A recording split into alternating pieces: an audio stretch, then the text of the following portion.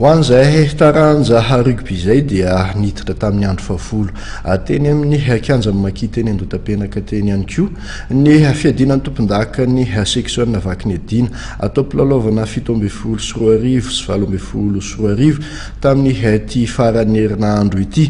Lalao 7 moa tanterahana tamin'izany telo ho an'ny sokajy division fahatelo, lalao 2 ho an'ny Manasadalana eo amin'ny division faharoa ary lalao tokana ho an'ny sokajy division voalohany.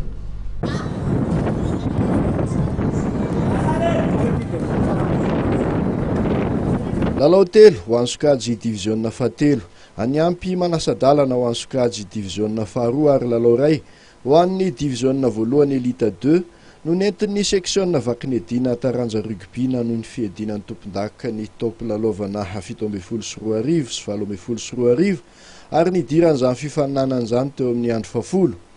Teo amin'ny sokajy division fahatelo aloha dia Ansarakady Sahala enina no enina ny ekipan'ny 15 taonina Ambohibarikely sy ny 15 Shark Nosbe.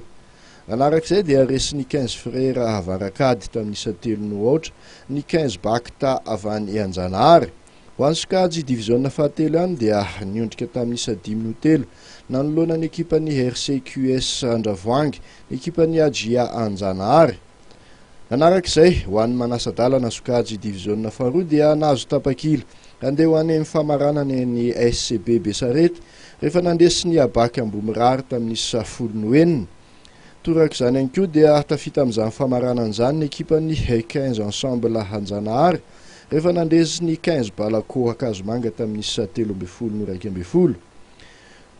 Teo amin'ny division voalohany Elite 2 dia resin'ny RFA Akazomanga tamin'ny 3 no ohatra, ny BCM Mahazo.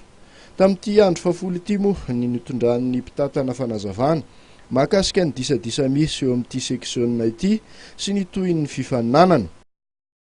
Miaraba anareo bazety tonga nanatsika sy manaraka an'izao lalao ataona izao dia raha araka ny zavatra milaza sy ara-dalàna dia zahay mitatana an'ity section vaky ny adiny ity izay manana ny conformité ara-dalàna no afaka manohy sy miandraikitra hatramin'ny farany amin'ity lalao ity ary ara-pandrakana izany. Ary misy moa fotoana hoe misy andro hoe misy miteny hoe zahay vaky ny adiny. Raha le olana amin'izay vaky ny adiny izay dia olona atao anatin'ny fikambananay izy na somatomona sorony ianao amin'ny zavatra tsy mitomona zany tsy mety tao. Ka izahay ireto mitatana no namita azy hatramin'ny farany ary hatanteraka ny adiny tsy andraikitra izay nampiresaka aminay hoe tokony andraikitra ny vaky ny adiny.